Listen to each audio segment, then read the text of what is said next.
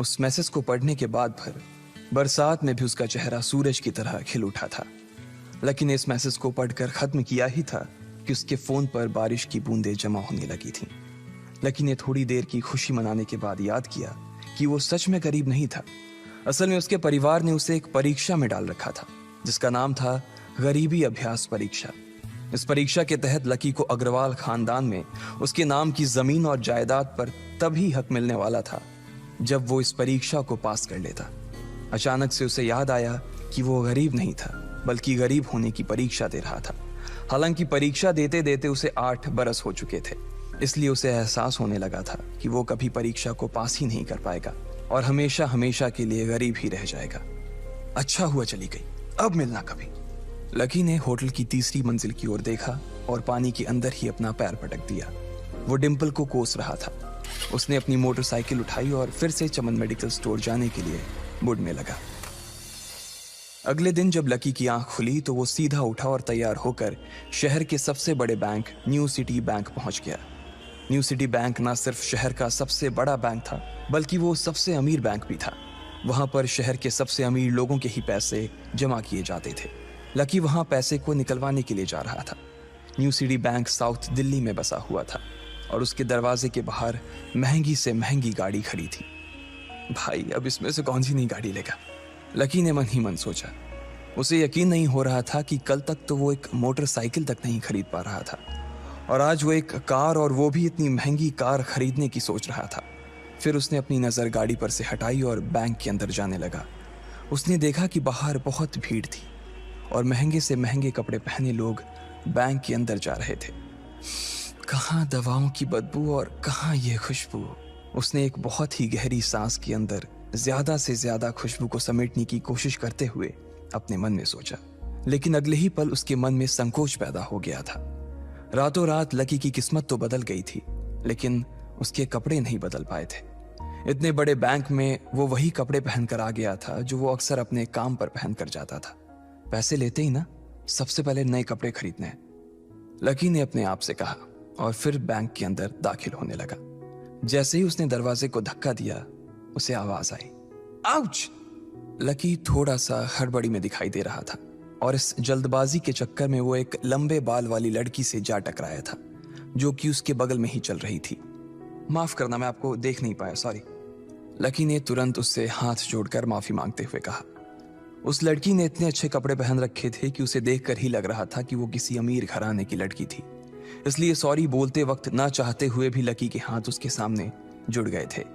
लेकिन जब उस लड़की ने लकी के कपड़े और उसके हुलिये को देखा तो उसने अपनी नाक भौं सिकोड़ ली। वो लगभग हर रोज इस बैंक में आया और जाया करती थी, लेकिन उसने आज तक इस बैंक के अंदर लकी जैसे फटीचर आदमी को घुसते हुए नहीं देखा था। उसके बालों में से आंवले की तेल की गंध आ रही थी। उसने गुस्से भरी नजरों से लकी की ओर देखा और बोली, क्यों नहीं देख पाए? मैं क्या ट्रांसपेरेंट हूं? तुम्हें इतनी बड़ी लड़की दिखाई नहीं देती? इससे पहले कि बात आगे बढ़ती, उस लड़की ने देखा कि इस बैंक की मैनेजर यास्मीन पटेल उन दोनों की ओर बढ़ी चली आ रही है। उसने भी लकी को देखकर वैसी ही शक्ल बनाई थी जैसी शक्ल उस लंबी लड़की ने बनाई थी। I am so sorry miss, आपको कहीं लगी तो नहीं? यास्मीन ने उस लड़की से पूछा और फिर घिन्न भरी नजरों से लकी की ओर देखने लगी। लकी तमतमाती आंखों से उन दोनों को देखा जा रहा था। वो जानता था कि उसने इतनी जोर से भी दरवाजा नहीं खोला कि उसे चोट लग जाए, लेकिन असल में उसे यह मालूम नहीं था कि वो लोग उसे नहीं बल्कि उसके कपड़े को देख रहे थे। यास्मीन ने लकी को ऊपर से नीचे तक देखा और ना जाने उसके मन में क्यों शक पैदा हो गया। क्या आप मुझे बता सकते हैं कि आप यहाँ पर किस काम से आए हैं? यास्मीन ने बड़ी मुश्किल से अपने चेहरे पर एक मुस्कान लाते हुए कहा। वो उसका हुलिया देखकर ही समझ गई थी कि वो यहाँ का कस्टमर तो नहीं था। लकी ने अपने आप को संभाला और कहा, हाँ, वो मैं अपना पैसा निकलवाने के लिए आया था। पैसे निकलवाने के लिए आए हो? यास्मीन ने लकी की बात को ही दोहराते हुए कहा। वैसे तो वो लकी की बात पर जोर से हंसना चाहती थी, लेकिन उसने अपने आप को थोड़ा सा काबू में कर लिया था। लकी की बात सुनकर उसे लग रहा था कि वो कोई पागल था जो यहाँ जबरदस्ती घुसा चला आ रहा था। हाँ, तो क्या आपके पास कार्ड है? यास्मीन ने उससे आगे पूछा। न्यू सिटी बैंक का कार्ड हासिल करना एक बहुत ही मुश्किल भरा काम था। अगर किसी को भी उस बैंक का कार्ड लेना था तो सबसे पहले उस आदमी को अपने खाते में कम से कम 5 लाख रुपए जमा करवा कर रखने पड़ते थे, तब जाकर उसे कहीं कार्ड मिलता था। लेकिन लकी तो पहली बार ही यहाँ आ रहा था, इसलिए उसके पास कार्ड होने की कोई संभावना ही नहीं थी। लकी जब यास्मीन के सवाल का जवाब नहीं दे पाया तो यास्मीन ने फिर उससे पूछा, मैं पूछ रही हूं कि आपके पास कार्ड है? वो समझ गई थी कि लकी पागल ही था जो कहीं से भागकर सीधा उनके बैंक में आ गया था। कार्ड नहीं मेरे पास। लकी ने उसके सवाल का जवाब दिया और वो फिर इधर उधर देखने लगा। जैसे ही उस लंबे बालों वाली लड़की ने लकी का जवाब सुना तो वो खिलखिलाकर हंस पड़ी। यास्मीन को तो सिर्फ लग रहा था कि वो पागल है, लेकिन वो लड़की तो अपने मन में मान चुकी थी कि यह लड़का कोई पागल ही है जो कहीं झोपड़ पट्टी से यहाँ आ गया है। इससे पहले कि आगे कोई कुछ कह पाता, उस लंबे बालों वाली लड़की के पिता वहां आ गए और बोले, चलो बेटी। उनके हाथों में कुछ कागजात थे। लकी ने देखा कि उन्होंने महंगा सा सूट पहन रखा था। उस लड़की ने यास्मीन के दोनों हाथों को पकड़ा और बोली, यास्मीन देखो, अगर इस तरह के सड़क छाप लोग तुम्हारे बैंक में ऐसे ही घुसते चले आए ना और बाकी कस्टमर्स को परेशान करने लगे तो तुम्हारे बैंक की इमेज और उसके शेयर्स दोनों को काफी नुकसान होगा। एक मैनेजर होने के नाते तुम्हें इन सब चीजों का ध्यान रखना चाहिए। मुझे उम्मीद है कि आगे मेरे साथ ऐसा कुछ नहीं होगा।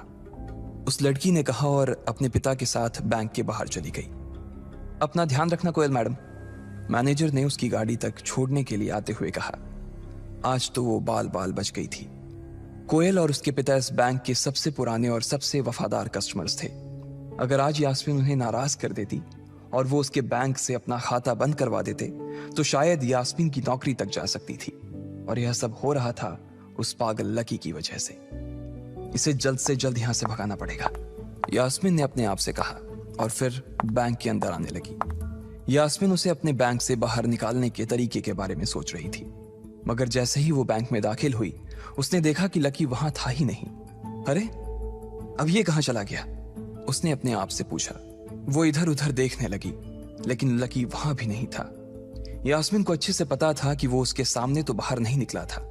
इसका मतलब था कि वो बैंक के अंदर ही था, लेकिन यास्मीन उसे ढूंढ नहीं पा रही थी। कुछ देर तक बैंक के सारे कोनों को देख लेने के बाद यास्मीन को लगा कि शायद लकी यहाँ बहुत ही असहज महसूस कर रहा होगा, और जब वो कोयल को दरवाजे पर छोड़ने के लिए आई तब उसके पीछे पीछे वो भी निकल गया होगा। चलो जान बची, यास्मीन ने अपने आप से कहा और अपने केबिन में आकर बैठ गई। जैसे ही उसने आज के दिन की पहली फाइल उठाई थी उसे किसी एक की झलक दिखी। ये कोई और नहीं बल्कि लकी ही था। अरे ये कहां छिपा हुआ था, यास्मीन ने अपने आप से ही कहा और तुरंत फाइल को टेबल पर रखकर वो ऑफिस के बाहर आ गई। उसने देखा कि लकी बैंक के वीआईपी लॉन्ज के बाहर खड़ा था और उसके खंबे की आड़ की वजह से वो यास्मीन की नजर से बाहर हो गया था। अब यास्मीन को तो वो मिल गया था, लेकिन उसके लिए उससे भी बड़ी एक और मुसीबत खड़ी हो गई थी। लकी जिस कमरे के बाहर अभी खड़ा था उस कमरे के अंदर शहर के सभी रईस लोगों का उठना बैठना था। बैंक के सिलसिले में या फिर किसी दूसरे काम के सिलसिले में वो सभी लोग यहीं आकर बात किया करते थे। उस कमरे के अंदर जो लोग बैठे थे उन सबके करोड़ों रुपए इस बैंक के खाते में जमा थे। अब अगर ऐसे में लकी वहां घुस जाता तो सब लोग मिलकर यास्मीन की गर्दन पर चढ़ जाते। रुको, जहां हो वहीं खड़े रहो, यास्मीन जोर से और साथ ही गुस्से से चिल्लाई। बाकी के लोग जो वहां खड़े थे वो यास्मीन की ये चीख सुनकर डर गए थे। कुछ लोगों को उसकी इतनी जोर से आवाज करने की वजह से गुस्सा भी आ गया था और यास्मीन सबसे मुस्कुराते हुए माफी मांगकर आगे बढ़ती जा रही थी। वो लकी को किसी भी तरह से उस कमरे में जाने से रोकना चाहती थी, लेकिन उससे पहले ही वो उस कमरे के अंदर दाखिल हो चुका था। अरे यार, ये आदमी है या गधा, यास्मीन ने अपना ही सिर पीटते हुए कहा और वो भी उस कमरे के दरवाजे की ओर बढ़ने लगी। उसने उस कमरे का दरवाजा खोलने की कोशिश की, लेकिन वो अंदर से लॉक हो गया था। बाप रे, ये कैसा आदमी है, बिना परमिशन के अंदर घुसा तो घुसा, लेकिन दरवाजा भी अंदर से बंद कर लिया। अब यास्मीन की सांसें फूलती जा रही थी। उसे बहुत डर लग रहा था। उसका जी यह सोचकर घबराए जा रहा था कि ना जाने अंदर लकी और उस रिलेशन मैनेजर के बीच क्या हो रहा होगा। इधर जैसे ही लकी कमरे में दाखिल हुआ, वहां का कस्टमर रिलेशन मैनेजर जो कि सोफे पर फैला हुआ था, वो उसे देखते ही अचानक सीधा बैठ गया। हेलो सर, कैसे हैं आप? उसके मुंह से बिना लकी को देखते हुए ये शब्द निकले। उसे याद था कि इस कमरे में कुछ खास लोग ही आते थे और जो भी आते थे यास्मीन उनके आने की खबर उसे पहले ही दे देती थी। लेकिन इस वक्त जो आदमी उसके सामने खड़ा था, उसे देखते ही वो अपनी जगह पर जम गया था। ना तो वो कहीं से भी वीआईपी लग रहा था और ना ही वो उसका कोई रिश्तेदार था। कौन हो भाई तुम? क्या चाहिए तुम्हें? उस मैनेजर ने 20 साल के जवान लड़के को देखते हुए कहा, मैं यहाँ अपना पैसा लेने आया हूँ। लकी ने सीधे मुद्दे की बात को मैनेजर के सामने रखते हुए कहा, तुम्हारे पास हमारा सुप्रीम कार्ड है? मैनेजर ने उससे ऊपर से नीचे तक देखा और पूछा, नहीं नहीं, मेरे पास कोई कार्ड नहीं है। लकी ने कहा, तो फिर हम तुम्हें कोई पैसा नहीं दे सकते। चलो अभी दरवाजा खोलो और सीधा बाहर निकलो। मैनेजर ने कहा और सोफे पर से उठ गया। नहीं, मैं अपना पैसा लिए बिना नहीं जाऊंगा यहां से। लकी भी जिद पर अड़ गया। अरे बोला ना, बिना कार्ड वाले को पैसा नहीं मिलता है, और वो भी पैसा होगा तब तो मिलेगा ना। मैनेजर ने उसके करीब आते हुए कहा, अरे पैसा है तभी तो निकालने आया हूं सर। लकी ने कहा, देख फालतू की बहस मत कर सुबह सुबह, वरना मैं सिक्योरिटी को बुला लूंगा तो वो लोग मार मार कर बाहर निकालेंगे तुझे। लकी यह सुनकर घबरा गया था। मैनेजर के चेहरे का गुस्सा उसे साफ नजर आ रहा था, लेकिन ऐसा भी नहीं था कि वो झूठ बोल रहा था। भले ही उसके पास कार्ड नहीं था, लेकिन इसका मतलब ये नहीं था कि वो अग्रवाल खानदान का लड़का नहीं था।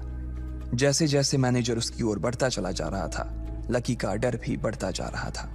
मैनेजर को लग रहा था कि वो कोई संकी था और वो उसे धक्का मारकर बाहर निकालने के लिए आगे बढ़ ही रहा था कि अचानक घबराए हुए लकी के दिमाग में एक आइडिया आया। फिंगरप्रिंट! उसने अपना अंगूठा कमरे में मौजूद उस मैनेजर के सामने उठाते हुए कहा। फिंगरप्रिंट? कौन सा फिंगरप्रिंट? मैनेजर ने चौंकते हुए पूछा।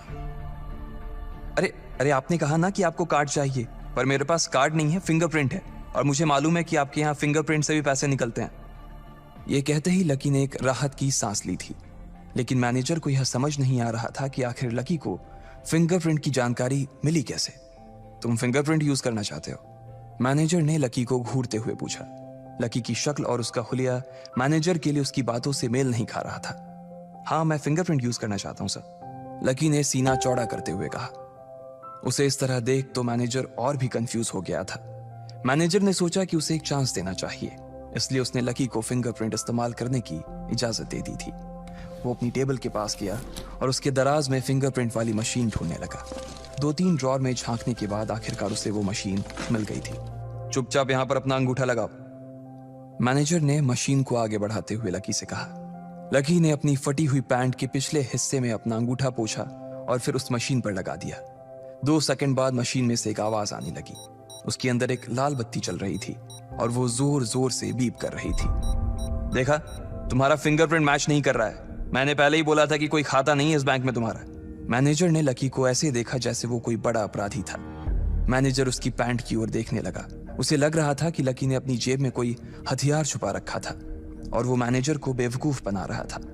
इससे पहले कि लकी अपनी जेब से कोई बंदूक या बम निकालता, मैनेजर ने अपना फोन निकाला और पुलिस का नंबर लगाने लगा। लकी ने उसकी स्क्रीन पर देख लिया था कि वो 100 नंबर पर फोन लगा रहा था। लकी बुरी तरह से घबरा गया था। वो बहुत ही उत्साह और जोश में अंदर तक तो चला गया था, लेकिन उसे मालूम नहीं था कि वो इतनी बड़ी मुसीबत में फंसने वाला है। अब आगे क्या होने वाला था? क्या लकी उसे पुलिस को बुलाने से रोक पाता? कहीं उसे कोई फेक मैसेज तो नहीं आया था? लकी कैसे इन मुसीबत से बाहर निकलेगा?